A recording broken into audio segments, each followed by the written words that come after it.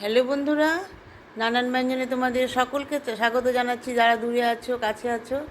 আমি এখানে এই সবজিগুলো নিয়েছি: মিষ্টি কুমড়ো, পটল, বেগুন, কাঁঠালের বিচি, আলু, তারপরে টমেটো, আর মিষ্টি কুমড়ার ডগা, আর পাতা। এই পাতা আর হচ্ছে এটা হচ্ছে লোটে মাছ, শুকনা লোটে মাছ দিয়ে বানিয়ে দেখাবো।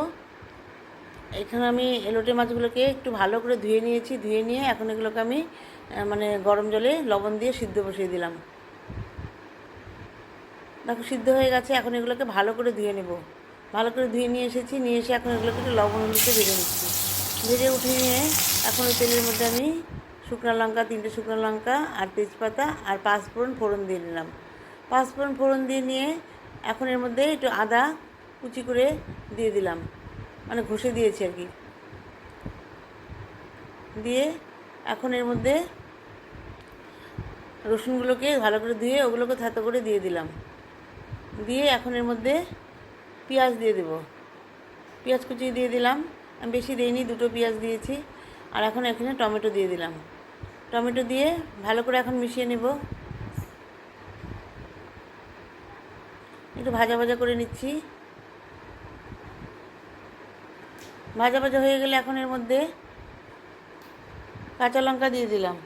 কাঁচা লঙ্কা দিয়ে ভালো করে মিশিয়ে নিয়ে এখন এর মধ্যে জিরের গুঁড়ো দিয়ে দিলাম। জিরের গুঁড়ো দিয়ে ভালো করে মিশিয়ে নেব। এভাবে ভালো করে মিশিয়ে নিয়ে এখন এর মধ্যে সবজিগুলোকে দিয়ে দেবো।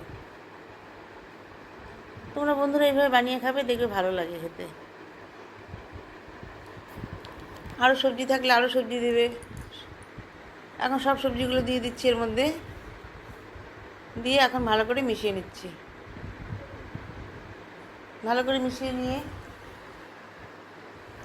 এর মধ্যে লবণ আর হলুদ দিয়ে দিচ্ছি। লবণ আর হলুদ দিয়ে সবজিগুলোকে ভালো করে মিশিয়ে নেব। ভালো করে মিশিয়ে নিয়ে এখন এটাকে আমি ঢেকে দেব।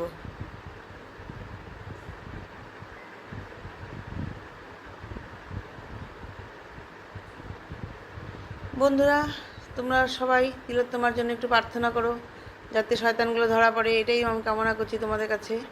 এখন পাতাগুলো দিয়ে এখন ঢেকে দিয়েছিলাম। এখন কিছুক্ষণ পরে আমি ঢাকনাটা উঠিয়ে নিলাম। দেখো সবজিগুলো থেকে কতটা জল বেরিয়ে গেছে। এখন এর মধ্যে আমি শুকনো মাছগুলো দিয়ে দিলাম। পরে আমি আরেকটু শুকনো মাছ, মানে লোটে মাছ আমি আরেকটু ভেজে নিয়েছিলাম, ধুয়ে নিয়ে, কারণ তখন একটু কম লাগছিল, যেন পরে আরেকটু দিয়ে দিয়েছি। এখন এভাবে ভালো করে সবজির সাথে মিশিয়ে নিচ্ছি। মিশিয়ে নিয়ে এখন আরেকটু ঢেকে দিলাম। কিছুক্ষণ পরে ঢাকনাটা উঠিয়ে নিলাম। উঠিয়ে নিয়ে এর মধ্যে একটু ঝাল লঙ্কার গুঁড়ো দিয়ে দিলাম। আমরা একটু ঝাল খাই, মোটামুটি, মানে সেরকম ঝাল না, কিন্তু ঝাল খাই একটু। এখন একটু ভালো করে মিশিয়ে নিয়ে, আর বন্ধুরা তোমাদের যদি ঝাল ভালো না লাগে তাহলে কম ঝাল দেবে। এইভাবে মিশিয়ে নিলাম। এর মধ্যে আমি একটু অল্প সামান্য চিনি দিয়ে দিয়েছি। চিনি দিয়ে তা ভালো করে একটু মিশিয়ে নিলাম। এভাবে আমার রান্নাটা শেষ হয়ে গেল। বন্ধুরা, তোমরা যেখানে থাকো না কেন, সবাই যেন ভালো থাকো এবং সুস্থ থাকো এবং আমার পাশে এসো। নমস্কার।